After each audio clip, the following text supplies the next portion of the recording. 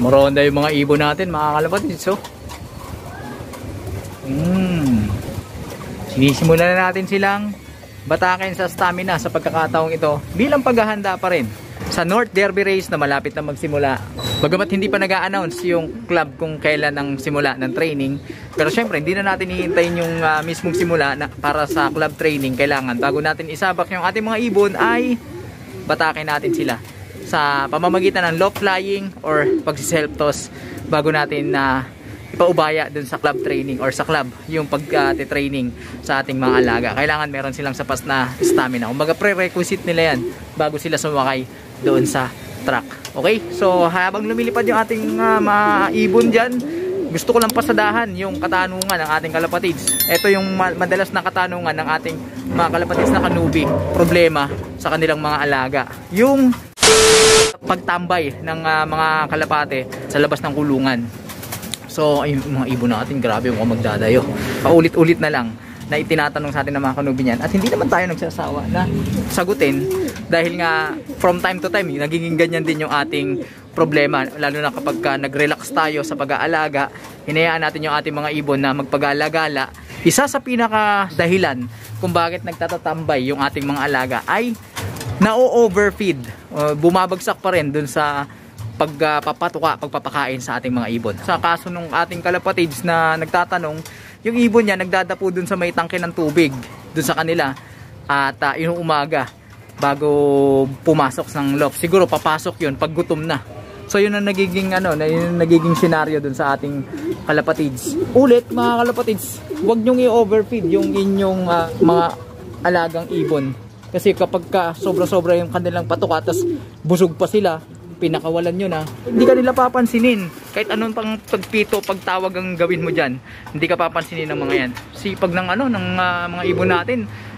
Ibang-iba yung pagronda nila kapag sinasamahan natin ng mataas na porsyento ng barley, mga kalapatids. Kasi pure energy. Hindi sila ganun bumibigat at may nagagamit silang energy sa paglipad. Ayan, yung silo, tingnan nyo. Hindi natin kailangang i-force fly yan. Kusang kusang iikot ng iikot yan ang hindi magdadapo kasi nga magaan yung katawan nila. So mas na-enjoy nila yung paglipad at naglalaro-laro sa hangin. Kanina pa yan dyan mga kalapatids. Parang bababa na pero hindi pa yan bababa. Diba? So balik tayo dun sa pinag-uusapan natin. So ang pinaka major salarin pagka yung mga ibon natin ay mahilig tumambay, inaabot ng umaga sa tambayan, papasok lang pagkakain na. Ayun nga, yung overfeeding. Masyadong nabubusog yung ating ibon. Overfeeding at yung timing ng pagpapakawala sa kanila.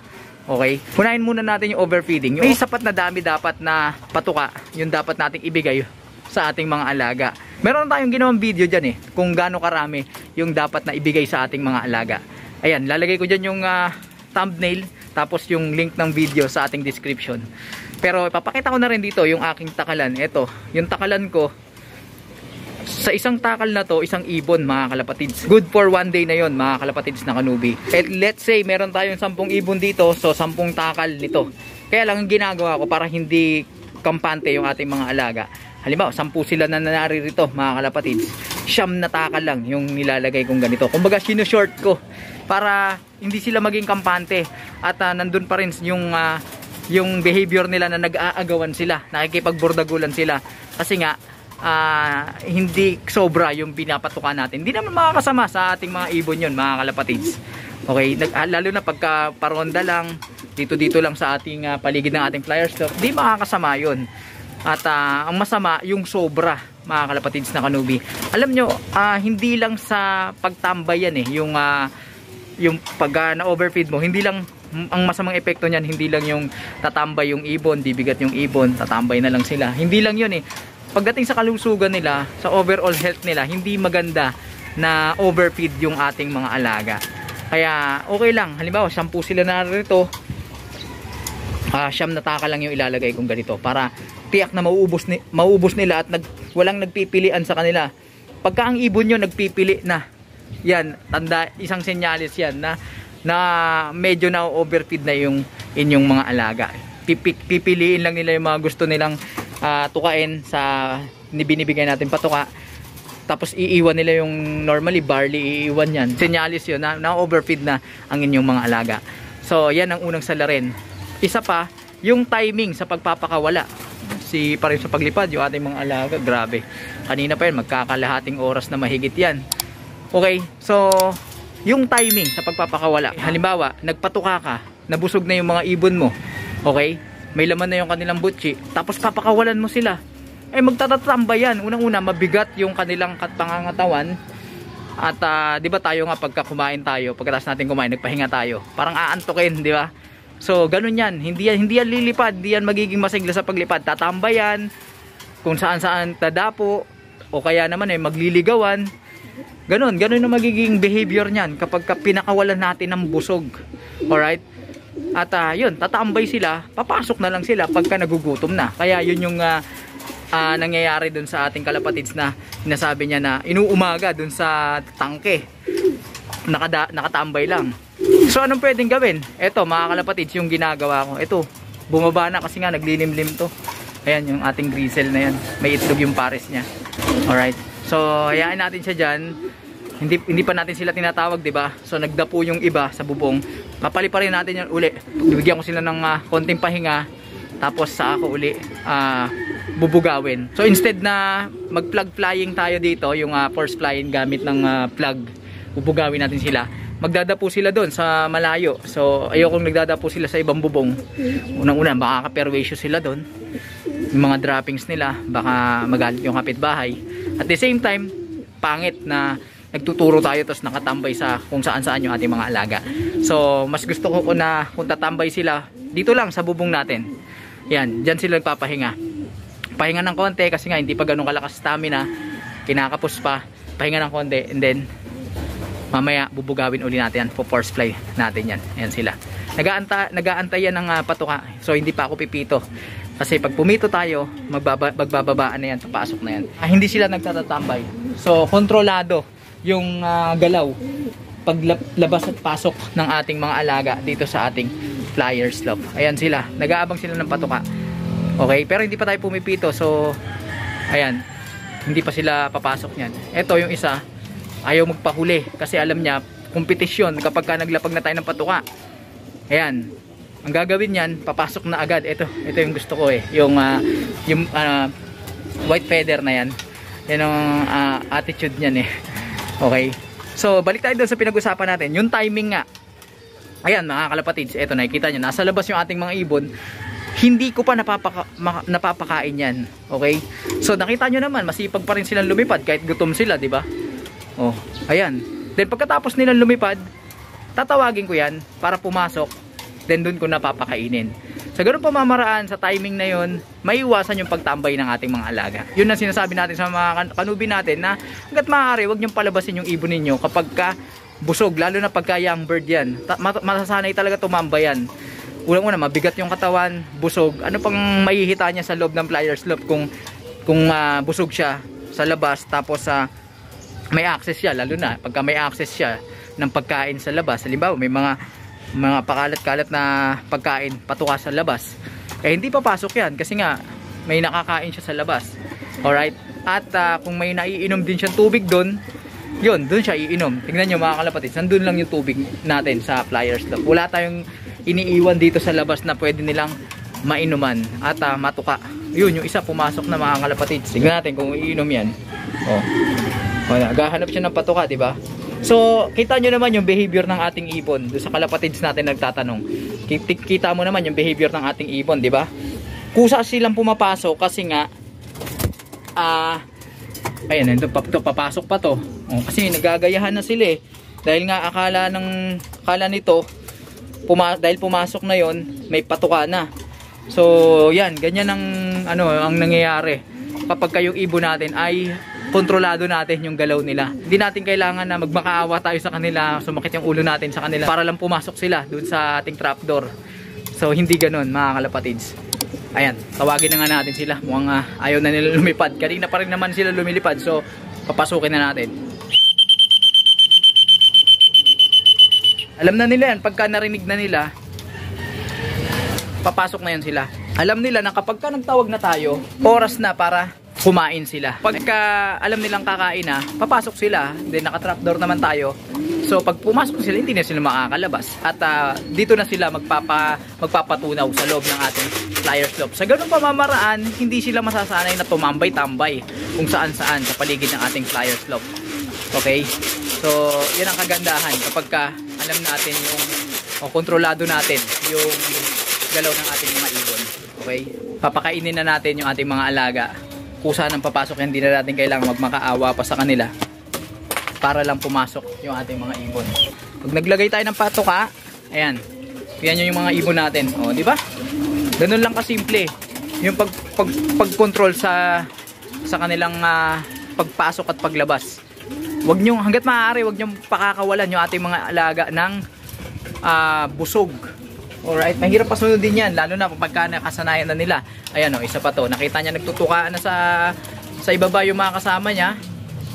Ayan, kusa na yan. Ito, pasaway pa to eh. Kasi inakay pa. So, gagawin natin dito. Hindi natin siya dyan papayagan. Kunin natin. Nataglugon yung mga ibon natin. Lagay natin dyan. So, alam niya nagtutukaan doon, mga kalapatids. Kaya, papasok yan. O, kita nyo. So, ganun lang kasimple. Yung, ito yung isa. Yung pinakamailap. Bahala ka dyan. Hindi natin yan, hindi siya makakatuka pagka hindi siya pumasok. Alam niya rin yan eh. Kahit gusto niya pang magtatatambay sa labas. Kasi ito, may ligtong magtatatambay sa labas eh. So, ayan, lagay tayo. Pasok na yan. Okay, pasok. Kasi pagka hindi siya pumasok, mauubusan siya. Pero kung over portion yung binibigay natin sa kanila, kung halimbawa 10 sila dito, sinusobrahan natin, ginagawa nating 11 na takal, so kampante siya na hindi, mabubusog naman yan, may matitira dyan, kaya mamaya na ako papasok. So yun ang mindset nyan. Maganda, mas anuhan nyo, kontian nyo mga kalapatids na kanubi. Kapag ka nakikita ko sila dito, kagaya kanina yung isa sumampa dyan, tumuka kasi nga ayaw pumasok, dahil pagka pumasok nga naman makukulong na sila. So hindi ko pinapayagan na mag-ano siya dyan, magtuka-tuka sila dyan sa labas. Kapag ka meron dyan, dyan ko sila lalagay para masanay tumuka. Ay ito, tignan nyo, matigas ang ulo nito eh. Pangatlong takal. Ayan, uunahan sila dyan. Oh, ito pa rin yung isa. Oh. Ayaw niya pumasok kasi gusto niyan maglaro. Kaya lang, pag hindi siya pumasok, bahala siya sa buhay niya. Paikot-ikot dito, akala niya makakatuka siya mga kalapatids. Oh, sige. Oh, sige.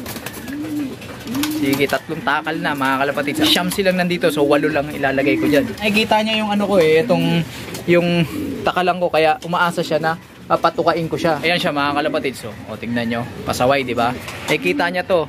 Kasi nga ayaw niyang pumasok. Gusto niyang maglalaro pa dito sa labas. So bahala siya dyan. So 4. Yan yung mga ibon natin, hindi sila nagtitira kasi nga sapat lang yung binibigay natin sa kanila. Totoo, kulang pa nga eh, di ba? Nag-aagawan sila para hindi sila maubusan. Kagaya nyon, kahit barley na, tinitira pa rin nila kasi nga ayan mga kalapatids, sapat lang at kulang pa nga yung ibinibigay natin sa ating mga alaga. Tignan nyo, dahil nga ayaw niya pumasok dito siya sa labas, ayan, dyan nakikikain. So hindi ko papayagan siya dyan. Pasintabi sa mga kumakain mga kalapatids ha. Ayan, mailap talaga yung ibon natin na to. Ito, ayan. Pero gagawin ko, lilinisin ko to, make sure ko na yung mga nahulog dyan na butil ay hindi niya matutuka. Tatapon na natin yun para masana yung ating ibon na ito na pumasok. Actually sanay naman yan, alam niya naman yan, kaya lang matigas lang talaga ulo. Okay, ayan ang ibon natin oh. Ayan siya. So maglalagay uli ako. Ilan na ba to? Ayan. Gusto niya pumuesto dito eh. Ayan, papasok na yan. Sige. Sige. Alam niya nakakarami na yung mga kasama niya, pero siya hanggang ngayon di pa nakakatuka. Bahala kaganyan yan mga kalapatids. Huwag niyong papakainin ng bukod yan, hayaan nyo yung madala. Kapag ka hindi yan pumasok at tapos na tayo magpakain, siyempre hindi na, mauubusan na siya. So ang tendency niyan, bukas na siya kakain. Siyempre magugutom siya. Kinabukasan, pag pinakawalan natin sila ng gutom, pati yung mga kasama niya, mas gutom siya, nakikita nyo, yan ang unang-unang papasok, mga kalapatids. So ganun lang, pagdidisiplina, para hindi sumakit yung ulo ninyo sa inyong mga alaga. Dadalawang isip kasi nga naman niya maglaro. Ano, pumasok na ba? Oh, ayaw niya. Lagay tayo dito. Yan, kasi nga nagsisiksikan sila. Marami na yung ibon natin. Sige. Oh, pumasok din yung loko. Okay, mga kalapatids. So, yan. Sana may nakuhang idea yung ating mga kanubi na dyan. Isang karangalan na ibahagi yung ganyang pamamaraan sa ating mga kalapatids na nagsisimula pa lamang. Para nang sa ganun, matutunan nila kung paano yung tamang pagdidisiplina sa kanilang mga alaga. Okay mga kalapatids, maraming salamat sa inyong pakikipagkwentuhan. At sa mga hindi pa nakapag-subscribe dyan, mag-subscribe lang kayo, hit nyo na notification bell para updated kayo sa ginagawa nating kwentuhan dito lang sa ating munting tambayan. At kung nagustuhan mo naman ang video ito, huwag kalimutan mag-like, comment, share, follow ang ating Facebook page para sa tuloy-tuloy na kwentuhan, ang kapupulutan ng mga kaalaman. Hanggang sa susunod na video mga kalapatids, ingat kayo, keep safe everyone. Hanggang sa muling pagkikita. Paalam. Tignan nyo, simot mga kalapatid. Wala silang pinipili sa ibinibigay nating patupa.